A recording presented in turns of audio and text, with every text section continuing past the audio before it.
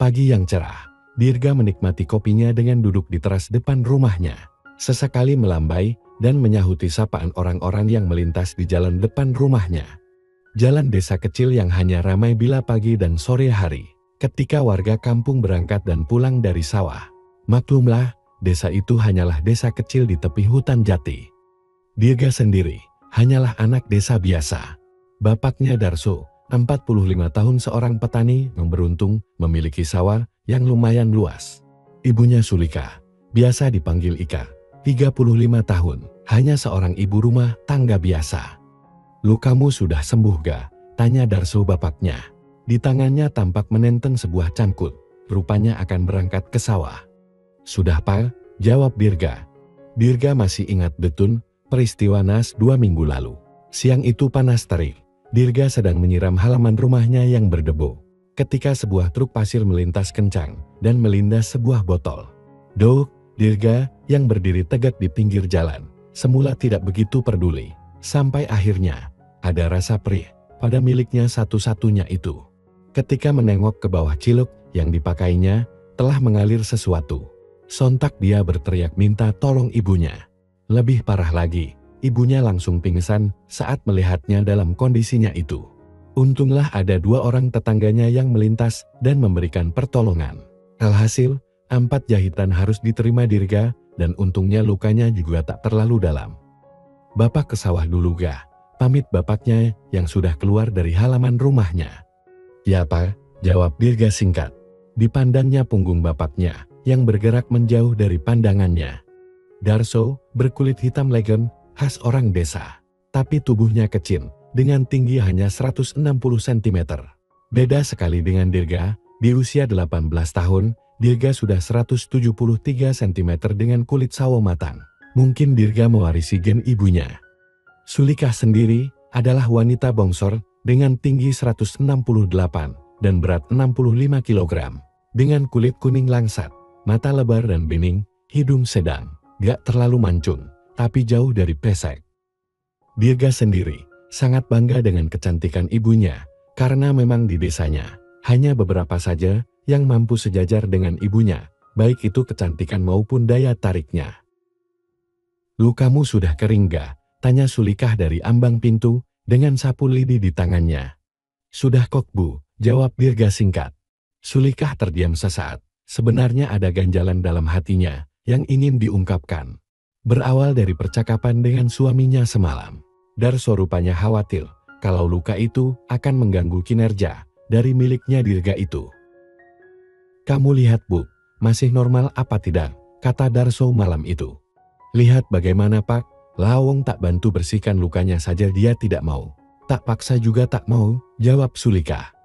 "Ya dibujuk pelan-pelan Bu, aku khawatir kalau sampai tidak bisa dipakai. Terus siapa yang akan memberi kita cucu?" Kata-kata Darso masih terngiang di telinganya Sulika. Dirga adalah anak satu-satunya. Sudah beberapa kali sejak musibah itu, Sulikah meminta untuk membantu merawat lukanya, tapi Dirga dengan tegas menolak. Dan rasanya percuma membujuk Dirga, karena Sulikah tahu betul sifat anaknya, kukur, motot, dan keras kepala. "Kamu mandi dulu sana," kata Sulikah seraya memulai rutinitasnya membersihkan halaman rumahnya, yang kotor oleh daun-daun kecil yang terbawa angin. Dirga masih duduk di kursi kayu dengan santainya, tapi sepintas Sulikah tahu kalau Dirga tengah memperhatikannya yang sedang menyapu. Sulikah tersenyum dalam hati, akhirnya ia tahu apa yang harus dilakukannya. Dirga nampak gelisah duduk di kursi. Bekas jahitan pada lukanya terasa JTM. Biasanya dia akan mengelus-elus bekas jahitan itu bila dia sendirian di kamar. Tapi kini, dia sedang di teras rumah dan ada ibunya. Mungkin karena melihat ibunya yang seperti itulah, rasa JTL itu jadi muncul. Wanita yang sedang menyapu itu telah lama menarik perhatian Dirga. Meski dibalut dastuar panjang semata kaki, tapi semua keindahan tidak mampu ditutupinya dari pandangan mata Dirga.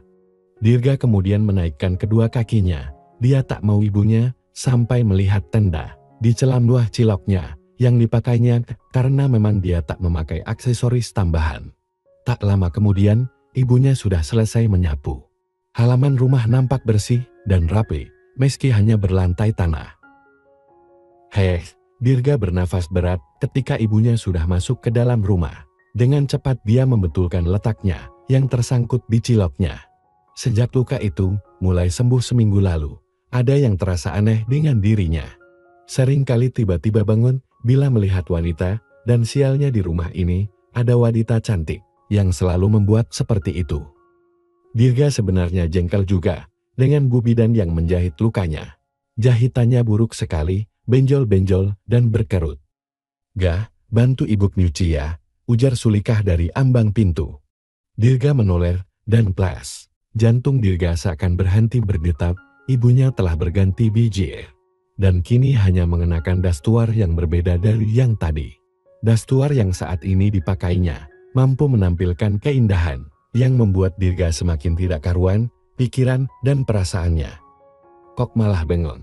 Ayo bantuin ambil air," ujar Sulikah lagi. Terselip rasa bangga dalam hati Sulikah melihat betapa Dirga yang muda dan ganteng tampak begitu terpesona melihatnya. "Iya Bu, duluan Der, tak habiskan kopi dulu," jawab Dirga beralasan. Dia hanya tidak ingin ibunya melihat tenda yang ada di balik calam nuahnya. Dirga menunggu sebentar sampai ibunya menghilang di pintu dapur. Kemudian ngibrit ke arah kamarnya, mencari aksesoris dan memakainya. "Aman deh, kalau begini biar bangun gak begitu kelihatan," pikir Dirga sambil tersenyum. Bergegas Dirga ke belakang, nampak ibunya sedang merendam baju kotor ke dalam sebuah ember plastik besar. Halaman belakang rumah Dirga sudah dipagar tembok setinggi 2 meter, dan sebuah sumur dengan kerekan ada di sudut kanan, di mana Sulikah ibunya sedang mencuci baju di situ. Rimbunan pohon mangga membuat tempat itu selalu sejuk, walaupun matahari mulai bersinar terik. "Ini tolong diisi air sampai penuh Gah," kata ibunya sambil mengansurkan 2 ember plastik besar ke arah Dirga yang sudah memegang tali kerekan sumur. Dirga mulai menimba air, ibunya tepat di sampingnya, hanya terhalang 2 ember plastik. Sulikah sendiri duduk di atas dingklik atau bangku kecil dari kayu. Dastuar yang minimalisir ukurannya itu tentu saja tidak dapat menutupi pemandangan yang sudah lama diincar oleh Dirga. Bahkan beberapa kali, Dirga dapat melihat ke arah aksesoris putih yang sedang dipakai ibunya. "Sudah Gah, jangan terlalu penuh, bantu ibu nyuci ya," kata Sulikah. "Iya Bu," jawab Dirga singkat sambil menyeret dingklik dan duduk di depan ibunya. Dia lalu mengambil kaos kotor di rendaman dan mulai menguceknya dengan sabun. Mereka duduk berhadapan, Sulikah duduk di depan Dirga dengan kaki demikian. "Ini gila," bisik suara hati Sulikah. Dia tahu Dirga pasti bisa melihat ke daerah yang selama ini hanya suaminya saja yang boleh melihatnya. Ini tabur dan memalukan, tapi ada rasa perasaan aneh pada dirinya saat itu. "Kapan masuk kelas lagi Gah?" tanya Sulikah sambil menunduk dan mengucek gamis yang kemarin dipakainya buat arisan. "Masih seminggu lagi Bu," jawab Dirga. Memang Dirga sedang libur panjang, kenaikan kelas. Dirga begitu terpukau dengan keindahan yang ada di depannya. Begitu dekat, hanya sejangkauan tangan dan hebohnya lagi. Sulikah tak berusaha menutupinya. Tentu saja kembali lagi, muncullah penampakan sebuah tenda mini yang tercetak di celam nuahnya. Dirga membuta demikian. "Ibu saja gak malu, kenapa aku harus malu?" pikirnya dalam hati. Sulikah melirik sepintas ke arah Dirga, tampak senyum kecil di sudut bibirnya. Dirga masih bisa bangun, tapi apa ia segitu itu? Pikir Sulikah, karena melihat bayangan yang luar biasa. "Kamu pacaran sama Rini ya Gah?" tanya Sulikah sambil meneruskan ucekan. "Yang tinggal 2 buah sarung, milik suaminya." "Gak Bud, memang ibu dengar dari siapa?" jawab Dirga balik bertanya. Mata ibunya yang selalu tertunduk pada cucian, membuat mata Dirga berpesta pora, menikmati bagian demikian itu. Dari ibu-ibu pas belanja di depan, jelas ibunya. Depan rumah Dirga, tiap jam 5 pagi, memang ada penjual sayur keliling, yang selalu ramai dengan ibu-ibu. Rini sendiri adalah adik kelas Dirga, dan juga tetangga berselang 5 rumah. "Halah, cuma isu Bud, sarungnya biar Dirga ucap." "Ibu yang bilang," ucap Dirga. Sulikah kemudian menyerahkan sarung yang baru mau diuceknya. Kemudian berdiri dan mulai membilas pakaian yang telah diuceknya dengan sabun. Ember yang rendah membuatnya harus membilas dengan posisi menunduk. Lagi-lagi, Dirga terkesiap karena mendapati pemandangan indah yang lainnya lagi. Ingin rasanya dia menjangkaunya saat itu. "Hadul, gila bener indahnya Buk," bisik Dirga dalam hati. "Buk dasternya baru ya," celutuk Dirga tiba-tiba. Sulikah terkejut dan sekejap jadi memerah mukanya karena malu. "Gak kok, daster jelek gini, bapakmu yang gak suka kalau ibu pakai di siang hari," jawabnya. "Bapak katrok sing, ibu pantas dan cantik kalau pakai biju ini," jawab Dirga.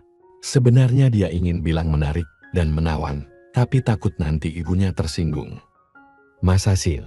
ucap Dirga setengah tak percaya. Dia mengelap tangannya yang berlumur sabun dengan bagian belakang calam nuahnya. Kemudian dengan berani menjangkaunya dengan alasan pura-pura mau merasakan kehalusan bahan kain dastuar itu. Sulikah terkesiap dengan kenekatan Dirga itu, darahnya berdesir. Tak menyangka Dirga akan seberani itu. Meski hanya bagian sampingnya saja, tapi tetap saja sensasinya itu terbawa ke daerah kawasan istimewanya itu. Dan Sulikah merasa ada yang mulai lembab seketika itu.